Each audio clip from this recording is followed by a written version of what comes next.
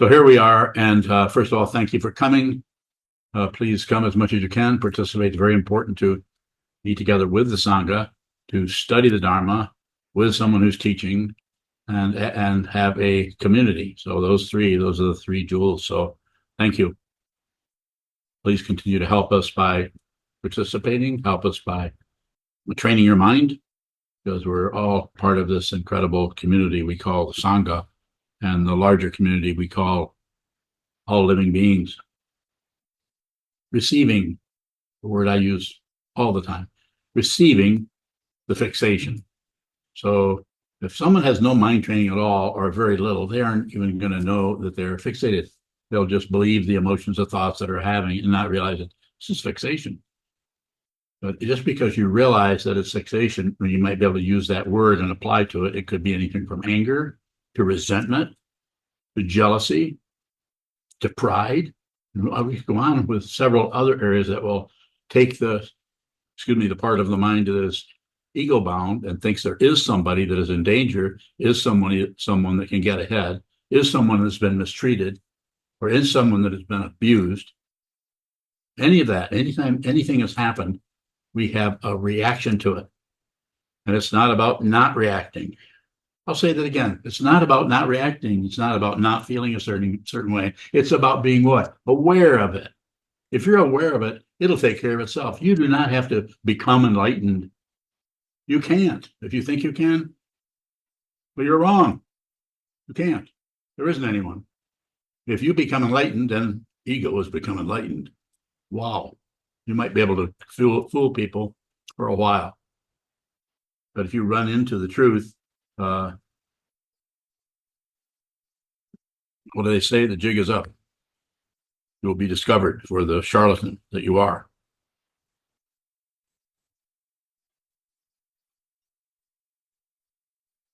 Observe the fixation.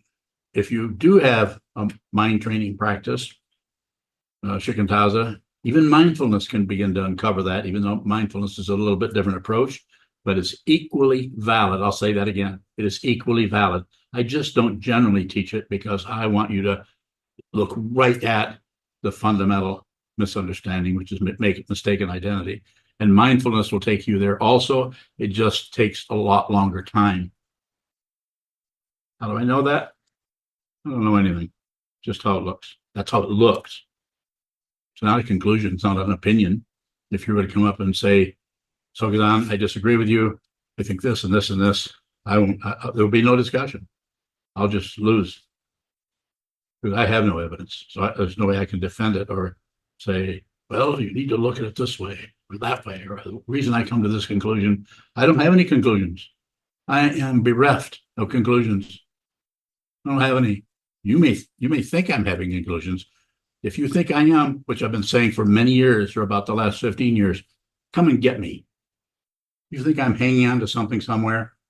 Come and poke at me in that area and see what I do with it. I don't teach anything like Kobun taught, but I would not be here without him. I don't teach anything at all like Trungpa Rinpoche said. I'm not like Trungpa Rinpoche taught. I'm not a Vajra master. I'm not Tibetan. I am a Shambhalian.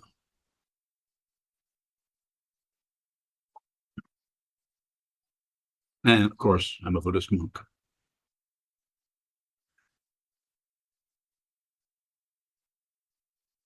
So how do you do that? How do you receive the fixation? The way you receive that is when you get, let's use the one that everyone is familiar with. Well, maybe there are a few people there that just never get angry. But let me give you the benefit of the doubt. You might be one of those lucky dudes or madams who just doesn't get angry. You just not really perplexed by anything. I doubt if you're even going to be here, you'll be at the supermarket or you'll be somewhere not getting angry. But when you get angry, if you have a strong awareness practice, the awareness practice itself, sitting facing a wall, may show up some interesting things. It may show up some boring things. It may show up some circular situations that cause some kind of dizziness. But the important thing about the training of shikantaza or mind training, whichever kind you're working in, is to see more clearly what this is and not be fooled by your presumptions, your ideas, your preconceptions, your judgments, and your prejudice. It's hard. It's hard to do that because it's the ego mind feels a lot safer in just knowing the truth, just knowing relative, just knowing that, well, he did this and did that, so obviously he is this or this, or he's to blame.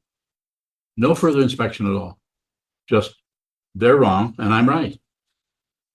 So obvious to me. And if you have no mind training, it will probably not be difficult for you to just fixate on whatever happens. But being aware of the fixation is unlikely unless there's mind training. I'm not saying there aren't a few people that might realize that they're fixated or they're opinionated, but I've met people who are extremely opinionated, but if you ask them, do you think you're open-minded? And say, yeah, I do. Right in the middle of extreme fixation and belief in their thought patterns and judgments of others, and actually think that they're not fixated or not opinionated because they're pretty open-minded. Because when they do see something that they have a judgment against, they just think it's true. They don't question that. Very interesting area. So what am I recommending by saying receive the fixation? I'm saying with your sitting practice of meditation over time, it won't happen in 3 weeks, let alone 3 years, maybe a lot longer than that. Practice receiving. You do that by doing sitting meditation, shikantaza, whatever arises in the mind, just receive it, receive it, receive it with as little comment as possible. Maybe no comment at all. And just train yourself to see clearly. See clearly. It doesn't matter what you do so much. You might do this, you might do that. All those activities are dependent arisen. You don't have anything to say, much say so about what you do anyway. If you think you do, then look closely. Everything you're doing is choiceless, either from the point of view of the karma that you are tethered by or bound by, that's taking you into here and into there and causing you to go this way because of fear or that way because of hope. Hope and fear, not particularly a sane way to live your life. And if you do happen to realize what this is, it's still choiceless because you are no longer an individual being. You are finally, to say it relatively, at the mercy of the truth, which is dependently risen. But even your consciousness connected with this body mind or that body mind is still not separate from anything else that arises anywhere. Any palm tree, any gopher, any governor of Philadelphia, of what state was that? Pennsylvania. Not separate. Not the same, not separate.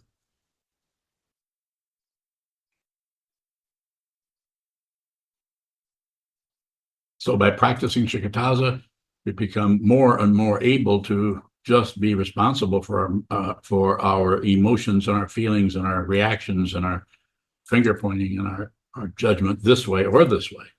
All of that is incorrect. Extra added onto in order to reify, support the fundamental misunderstanding or mistaken identity that there's a separate being here and there are separate beings out there. I say this over and over again. And I'm very interested in getting you, if you're listening, as apparently you are, is to see this yourself. You don't have to believe in anything. You don't have to believe in Buddhism. Don't believe, don't disbelieve, don't ignore. And the process, of course, as I've said hundreds of times, is seeing how we can't help but lock down on certain things. Fixation. Receive. You could say be aware, but you could also say when you see the fixation, the simple one would be anger. When you see that you're angry, do not improve. Please. I beg you. And I don't beg for much. I have a horrible temper and I still have it. And if you want a taste of it, get close to me and you'll get some of it. What do I mean by that? I might say I'm a mean person and I have the right to be mean because I'm a monk. I'm a Zen monk, so I get to act however I want to. No. It's a different kind of freedom. What I'm trying to do is say, just make friends with yourself. If you make friends with yourself, you may get angry, you may not. but you will not be out of control. Why? There's no one to be out of control. That, if you think you're out of control, this is a very voice of ego. So you get control of yourself. What will people think? What will you think if you lose your temper? What I'm referring to here cannot be done, as far as I know, without strong, very strong awareness practice so that you see what this is. If you see what it is, you'll stop meddling with everything, with everything, and you'll stop also giving advice to anyone. You may say to someone, looks like what you're doing here is not working so well. You might want to try something else. I'm not saying that, especially if it's someone who's close to you as a friend, but you'll be respectful of their confusion. You wouldn't just assume that, well, I know if I were them, I would be cleaning up my act. You don't know what it's like to be that other person. You don't know what it's like to be born in the ghetto. You don't know what it's like to be born at the top of the heap in a high rise where you're constantly showered with insanity. We don't know. We don't know what that's about. Just like all the crazy stuff on the news, all the intense finger pointing and blaming all over the place. Blaming. Not very much actually fundamentally helping people. This is when I talk about this community mindfulness center. I'm not doing much. I'm just saying we might need a place where you can sit down. You don't have to swear allegiance to this guy, but just where you could just sit down for a moment, for 20 minutes, maybe once a day, and just sit there, not bothered by anybody, not even necessarily listening to a Dharma talk, but just maybe having someone who's had a lot of experience meditating, being able to tell you a little bit how you can work with your mind in a skillful way that over time, well, probably a lot of time, would help you stop fighting with yourself. It's very hard. All of you who live in the monastery, are monks, or have been coming in here a long time, know how hard this is. This is a tall drink of water. It's really difficult to do this. I didn't start teaching doing what I'm doing here until well over 3 decades, but I'm quite stubborn. And my teachers helped me be even more stubborn. So I'm encouraging you.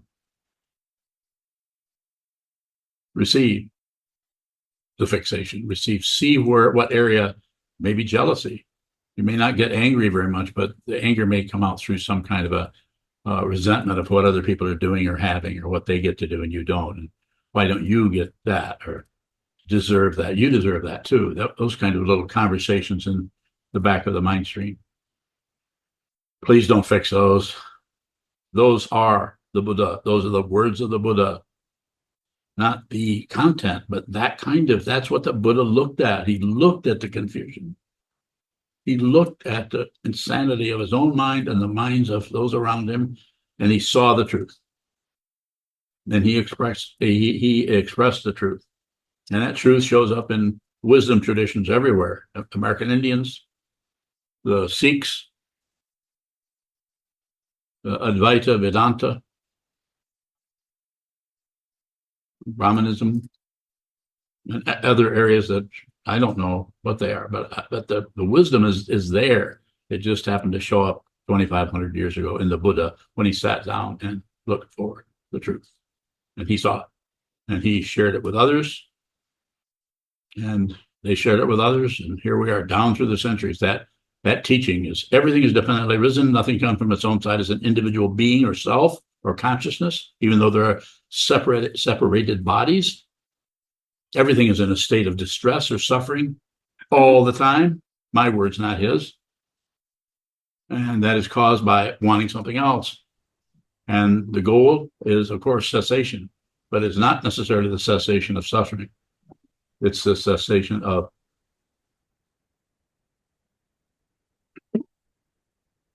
belief that there's someone who suffers. Suffering is dependently risen and it's self-existing. It just arises with its own. It has no kite strings. It's just that. That is a way of talking about how that arises in consciousness. It's still a relative statement. And if you see it, you understand what I'm saying by no kite strings. It's not tied to anything else. Just like the five skandhas: form, feeling, perception, concept, thinking process, and consciousness, or the six sense fields, and their objects are hooked together, hanging on to each other, forming the illusion of a person who's at risk, a person who is in danger, a person who is becoming successful and is really starting to get ahead. But the truth, if it is seen, if the consciousness is still in a living form, there's still perception. There's just no perceiver. There's still feeling. There's just no one who's feeling. There's just thinking. There's no thinker. There's still seeing, smelling, tasting, touching, and all the sense consciousnesses. There's just no taster. The identity has come apart. And you could say it this way, that each one of the skandhas, from the form skandha, which is a body, and the other four, which are all aspects of consciousness, the connections between them have come apart and they're self-existing. In reality, they're self-existing while they still have the appearance of an illusion. But they're even more of an illusion when they convince you that there's somebody, and they all hang on to each other and create some kind of a certain person going to a certain location.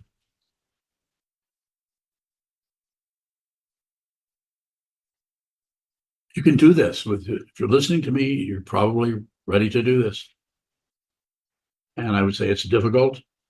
And I would say no matter what occurs as far as an outcome, as long as you're doing, I can give you a test right now to see if you're doing this correctly. Are you sitting still? Yes. Are your eyes open? Yes. Are you endeavoring to see whatever is happening in your mind stream without necessarily adding or subtracting or dividing? I'm not saying that you accomplish it. I'm saying, are you endeavoring to do that? Is the intention to keep it simple and just receive? And if you say yes to that, I don't care if you're angry the whole time. I don't care if you're falling asleep. I don't care if you're falling into the wall and banging your head. But if you're not banging your head, then at least be on the cushion. And if you're not banging your head or falling asleep or daydreaming or whatever, at least be in the zendo, or at least be on the cushion. The only way you can fail at this is to not do it. To think, well, this is too much. I can't do this, or I'm not getting anywhere. Using the spiritual materialism, relative truth, to actually stop you from realizing your true nature. You can realize what this is. You can realize who this is. If you realize who this is, you will not be concerned with any outcomes. And why? Because there aren't any. There are no outcomes to anything. Those are part of the illusion that magnetizes us, seduces us into thinking that we need to be afraid of something, that we need to accomplish something or make sense or live a certain way or live up to certain standards. Our society is full of insane standards that people ignore.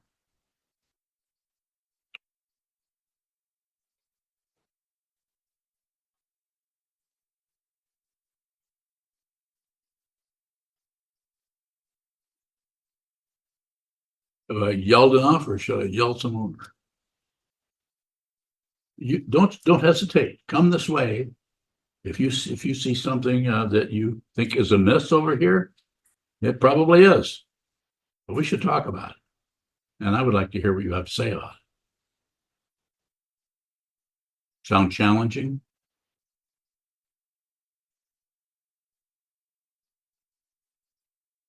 Divine, what exactly are you referring to when you say fixation?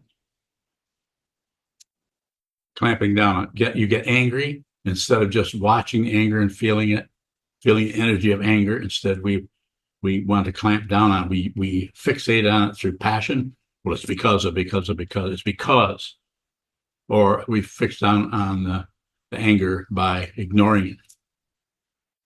trying to not won't shut down on it, and it creates an illusion that you're somehow disciplined, that you have control. This also, we don't go the other way and become explosive and punch a hole through the wallboard. So it's not. It's less is better when it comes to any kind of movement, but more is better when it comes to sit still and watch the movement that you have no or very little say so over, which is the mind stream that is showing up, moving this way, moving that. Just observe that. And that way you personally get an idea of what this whole chemistry setup is for you in your karma and your particular life. You know to what degree you're affected by passion or aggression or ignorance or envy or jealousy. You know how much of that is running your life. You try to get into a situation where you have some kind of autonomy, and you'll notice those things are pulling you this way or pulling you that way. And the whole idea of autonomy is an illusion anyway, but you have to see that more. Do our emotions show us where our fixations are?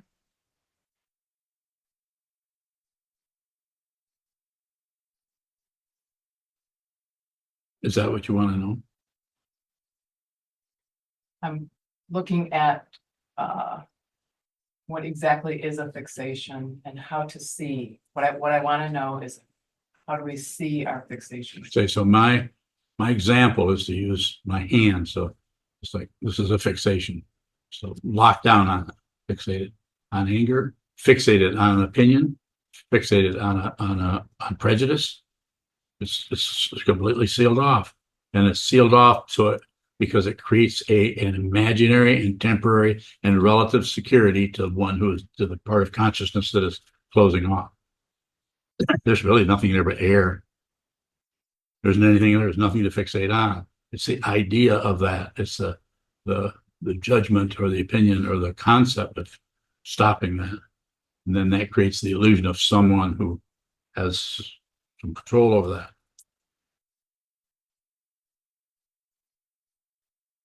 So yes, emotions, feelings, opinions, judgments, concepts, analysis, logic, all of that can serve as a operative of the self-centered or ego part of the mind, narcissistic part of the mind. More. Is there any difference between fixations and habitual tendencies? Like, I'm a striver, I'm a driver. Is that a fixation? Is that It can be if there's nothing wrong with the energy to get something done.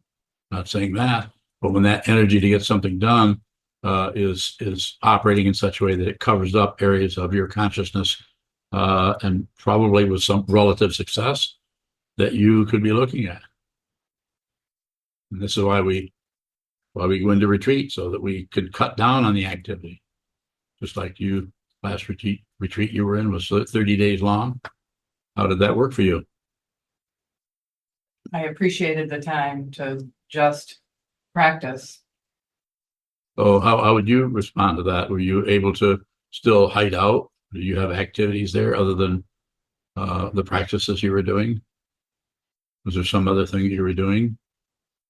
Were you? I don't think so, but to me, that's part of what I'm trying to grasp or understand with fixation.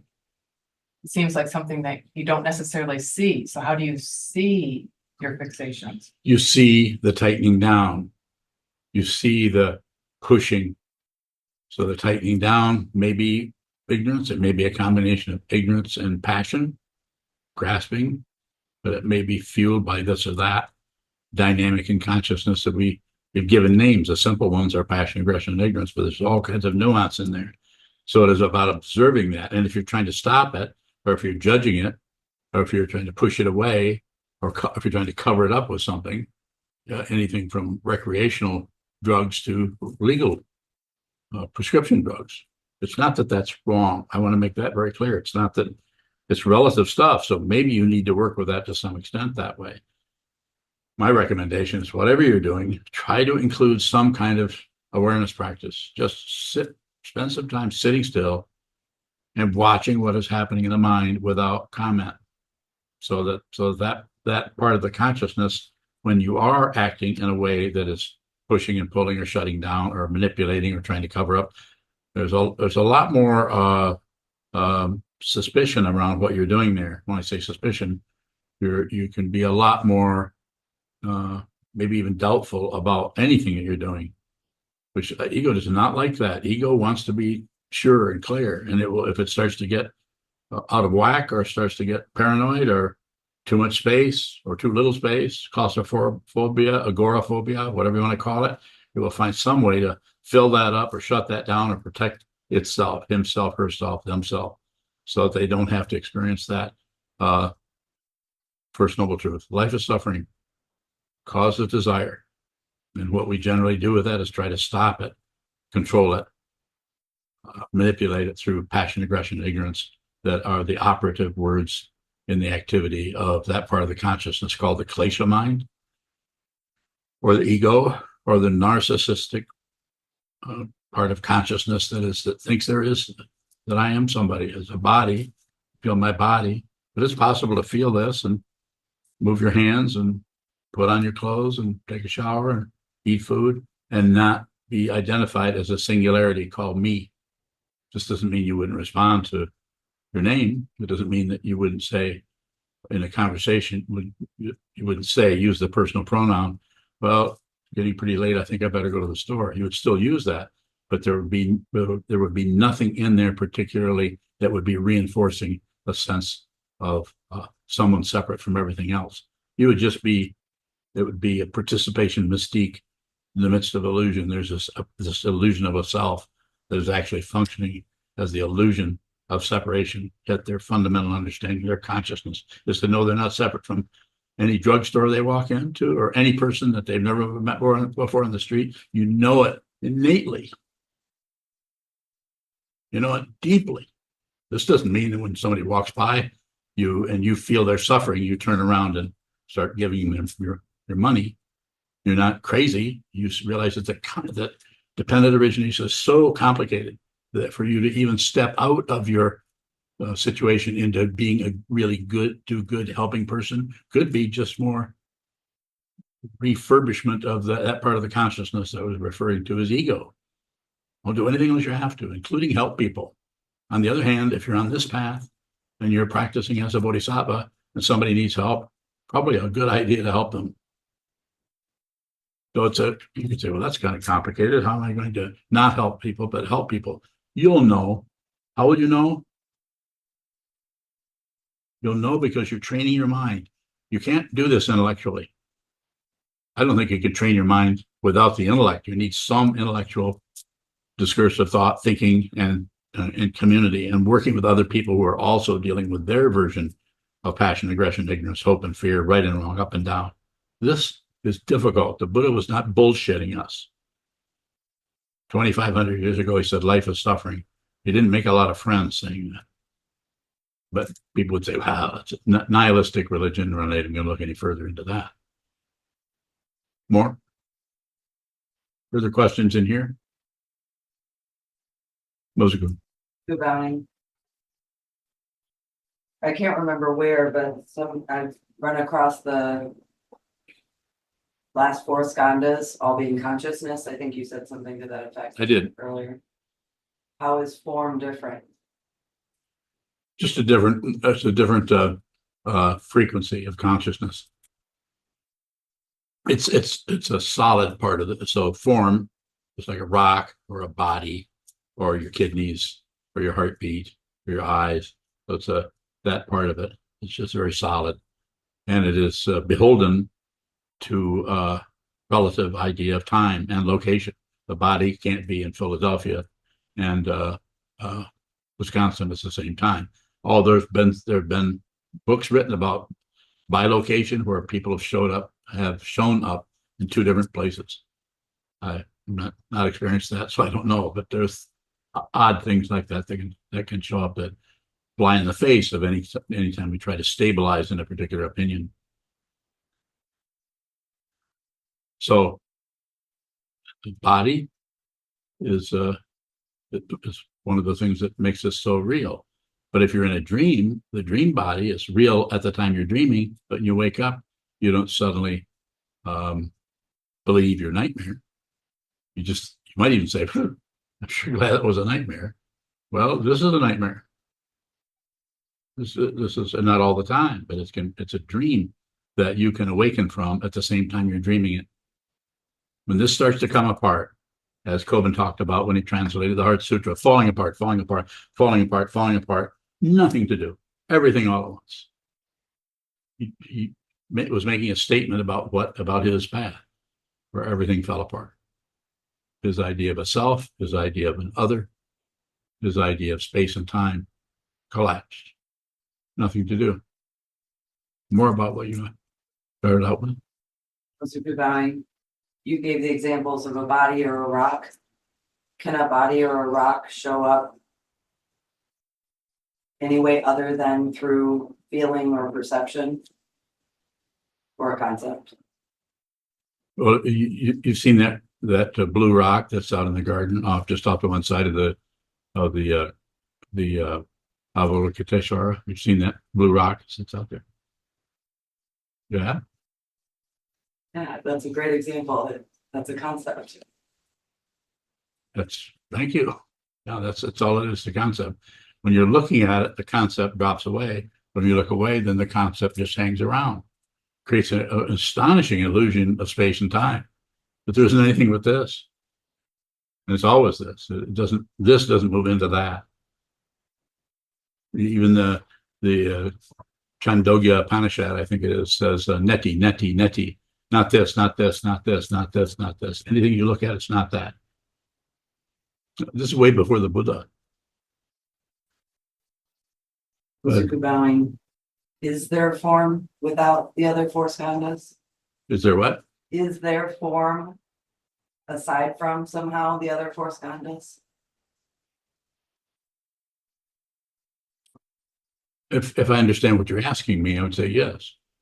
There's just form.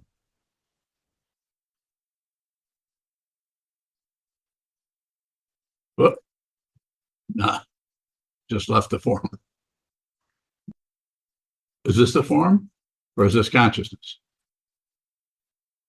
Let me do it this way. From the point of view of ultimate truth, we still need a word. So the one that is used is everything is consciousness. What is it? Vijnapti matrata. Isn't that the Sanskrit for it? Haven't you been studying that? Uh-oh. Well, then what would you say it is? What Vijnapti matrata is? Yeah. I would say that the ta refers to our suffix ness. So it's the Vijnapti matra ness. And in that regard, as I understand it, it's the. I'm getting a lecture here. Go ahead. I ask you. No, I have this coming. Please continue. I'll check with Chisho to see if. No, please continue. I don't mean to be disrespectful to you. Okay, go ahead. How about Vijnapti matra without the ta? Well, the mantra would be only or just, and the Vijnapti is different than Vijnana. The Vijnapti, like currently, I believe Vijnapti is the word they use for an advertisement. Uh-oh. Something, right? Well, Something thank you. that lets you know, or something that's made known. Okay. Vijnana is the known. And the So Vijnana. help me here. How did I misunderstand that? How did I get caught up in that? What part of the teachings am I stumble into that when I'm trying to use Sanskrit, that I run into something that I'm saying that you're able to say, well, I can't really agree with that. I don't know that I understood what you were saying, so my reluctance to agree with it was. Well, what I thought I was using a language that is not my native tongue, obviously, but I was trying to say that what she seemed to be asking about, I was trying to get to some fundamental situation that everything is just this. And so I felt that word served in it, gave me some kind of credential that I was able to say it. But you don't agree. I think I agree where you were going with that. I just got held up on the Vijnapti matra ta because the the ness of it. Okay, so if you were to say back to me, I said that, and you said, I don't really agree with that, and I said, well, what did how could I have said that better? Maybe I should have said that. You could have said, leave off the top. No? Necessarily, I just don't understand Are you saying you're not enlightened? Absolutely not. But I think in the past, when we've talked about this, it relates to your teaching about illusion and delusion. Like you said that if you don't realize that it's an illusion, you're deluded. But once you do see it, it's still an illusion. The illusion doesn't go away. You're just no longer deluded by it. And I think that that's what the Vinyaptimatrata is pointing at, the illusoriness of it. To be able to see the illusoriness of it and not be deluded by And it. so you're saying that the way I was responding to her, that you didn't agree with that, the way I was responding to her question, or did I? No, I was just saying that I wasn't clear on the question and the response. So when you asked me, do you agree? I said, I don't feel comfortable agreeing with that yet, just because there's it's a very loaded situation. I'm not saying I disagree. I'm just saying I wasn't comfortable yet agreeing. Whoa. Thank you. Been doing a little bit of studying there, more than I have. So thank you so much. Seriously, thank you. So, do you have anything else you want to ask him about? Or me, I mean, all silliness aside, anything else? My intention was basically to say everything is consciousness. I just thought if I used a fancy word like that, I could stop you from asking questions.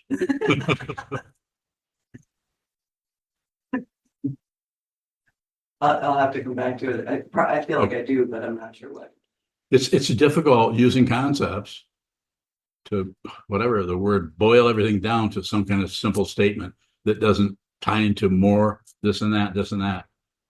And this is what this neti is. Just a fundamental negation of everything was talking about 5,000-6,000 years ago. Sokuzan, you gave an example of a rock. You said it's there when you look at it and then you look away and it's a concept. When you say it's there when you look at it, is that different from perception? You're just perceiving the rock. I'm not sure if what do you want to know about that?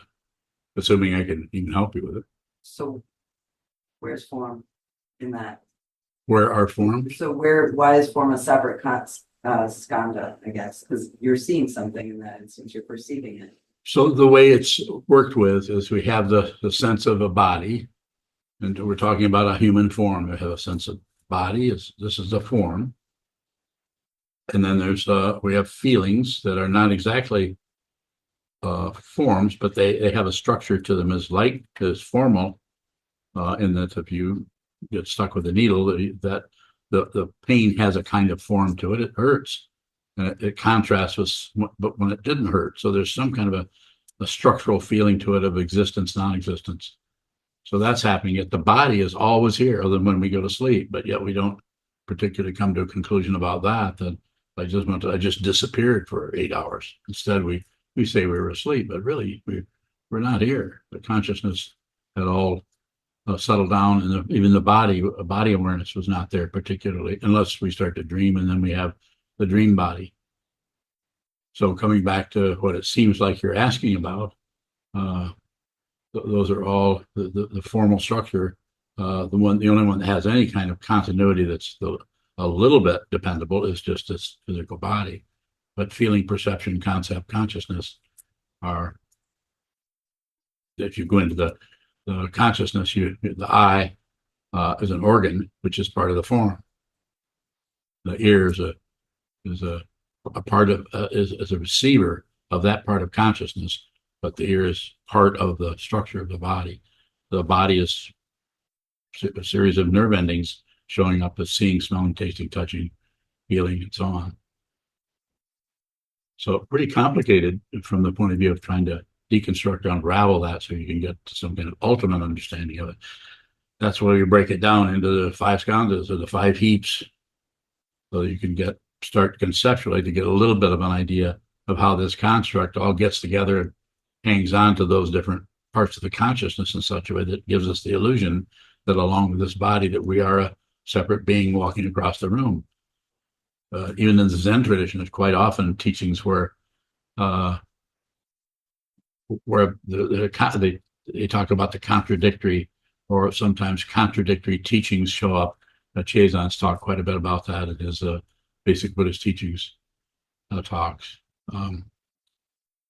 Koan practice is about setting something up and then pulling the rug out from under you. So you realize that you really can't figure anything out, that logic and reason and all that just don't work on the spiritual path, at least on the spiritual path as it is taught and understood through not only Buddha Dharma, through Zen practice. So life's skandhas are just a conceptual way of getting closer and closer to the way that illusion is constructed. Just like the 12 links on the chain of existence is also a very strong operative link on this happens and that occurs, then that occurs and this happens, and that happens and then that occurs, and it's linked up in such a way that it creates a matrix of an illusion we call other or someone else or something else, whether that's something else is someone across the room, or that something else is a thought that just arose in your mind. That's why the place to practice the Bodhisattva vows in your own mind. Don't kill your thoughts. Do nothing with them. Receive everything. Everything has a right to be there. Every thought, every emotion. It's dependently risen. But the thinking mind, the ego mind, wants to stop some things and support other things and have disagreements with everything. Sokuzan, slightly separate topic, but earlier you were describing fixation as just kind of a clenching. Yes. You made the hand gesture. Can fixation show up without thoughts or without a thought process? Is it always accompanied by thoughts? Not necessarily. Usually there's some kind of a structure around it, but thinking protects us from looking at it. But if you begin to look at this, you're eventually just going to see a clenched fist, and then the clenched fist disappears, because that's just a teaching tool. And just the tightness remains probably right here. Could be here. Might not even be in the body. It might be the tightening might be everywhere. Might not even be able to come up with a thought about it. And it can be terrible. It can be terrible. It can terrorize you. And so this is why it's so important as a meditator to train your mind to see whatever arises without grasping, without rejecting, without shutting down, without doing anything with it other than receive, receive, receive. So when you do, if your karma brings you into that kind of dark night of the soul, then you can work with it.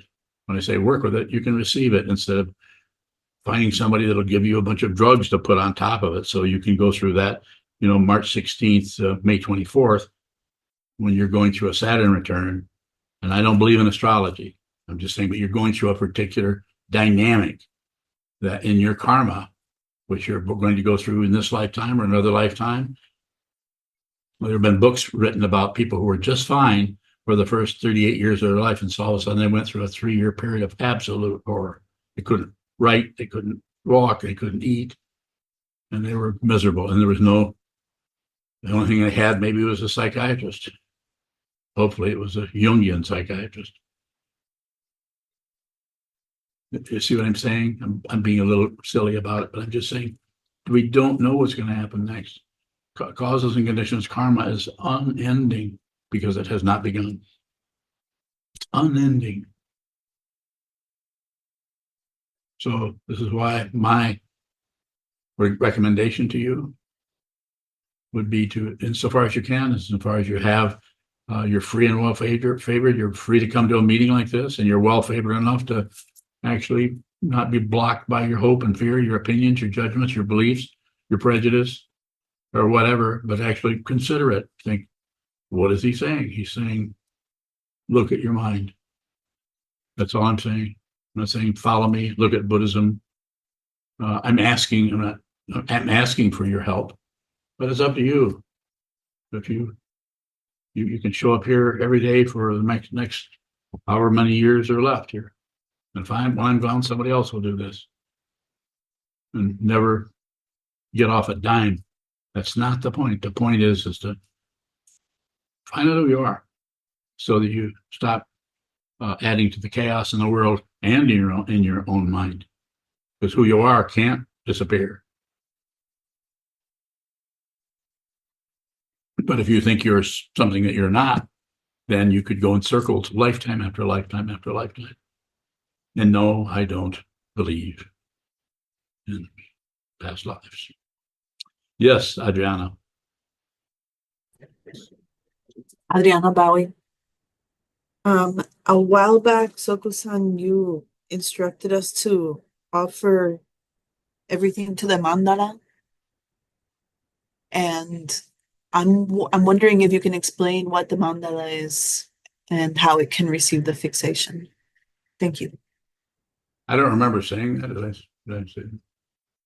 Remember saying that? Anyone remember me saying offer everything to the mandala? I mean, I may have, but I would say offer everything to the teacher. And that doesn't mean you ever even have to talk to me. Or if I'm not your teacher, if you have a teacher, it might be a teacher who's passed away. It might be the Buddha. Offer everything to the Buddha. You may need to do some kind of generosity, some kind of offering that instead of keeping your craziness to yourself. It's not the same as praying to Jesus. It's a different kind of thing. That kind of supplication is actually has a different dynamic to it.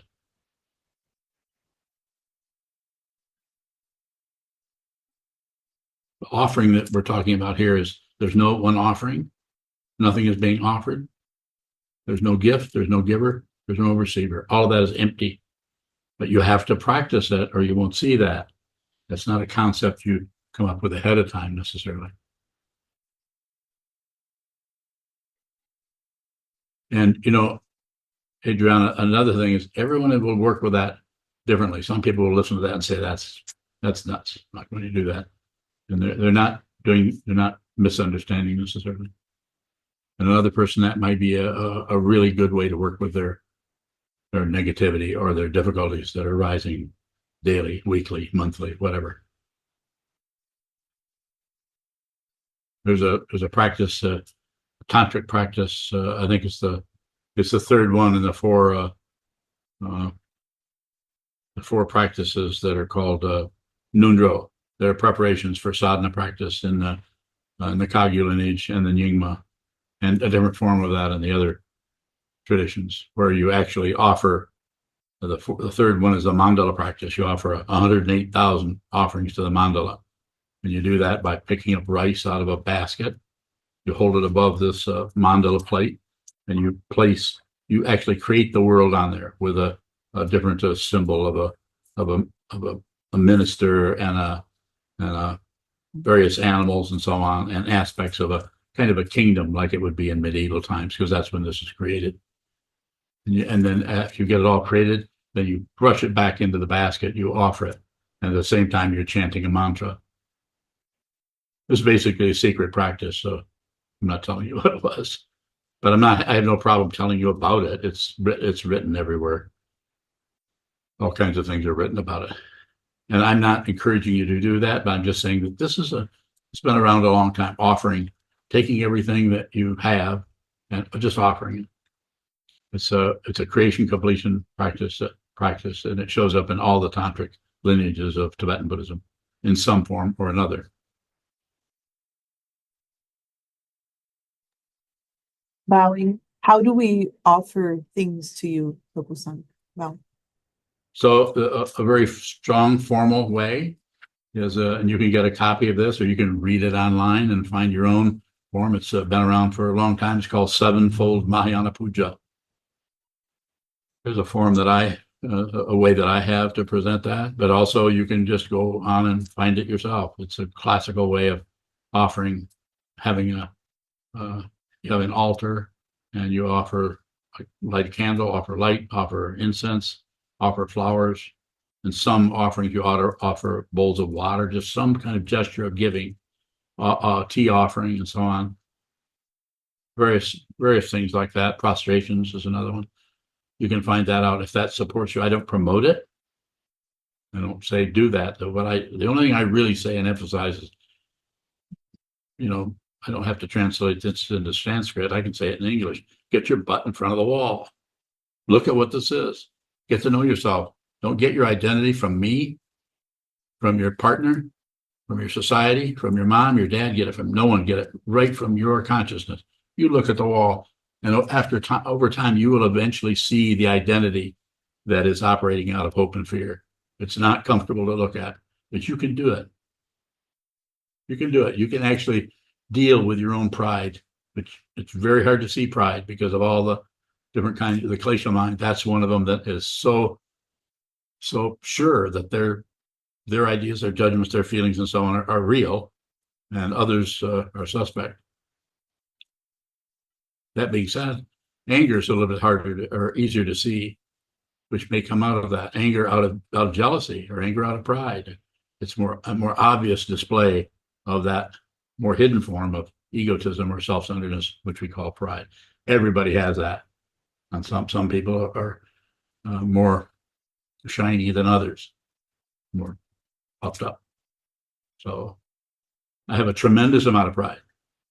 I had so much pride I could not receive my teacher, especially Kobanchino Roshi. Couldn't receive him because I was too full of myself at the time, and still am. I still have a lot of that fluffiness there, but it doesn't go quite as unnoticed as it did 34 years ago. There a final question? Kabang, we have a question from Martin in Latvia. Why don't we have a sixth heat? Have a what? Sixth skanda or heat? Well, let's see. Form, feeling, perception, concept, the six sense fields and their objects, consciousness. What else could we have? Anybody got an idea? Martine, do you have an idea for a sixth one? Maybe there is one there, but you have to contemplate that for a while. But you might first want to study those skandhas because those come out of a lot of thinking and meditating and scholarship and so on. I wouldn't disagree. Maybe there is one. Maybe there's an aspect, a construct or a heap or a skandha that would work. I don't know. I don't see one. Thank you so much. Hi, I'm Senshu, one of Sokuzan's monks. Sokuzan offers his wisdom tirelessly with complete love and devotion. If you value these teachings, Sokuzan, the mandala of SokukoJi, please consider donating at sokukoji.org. Thank you.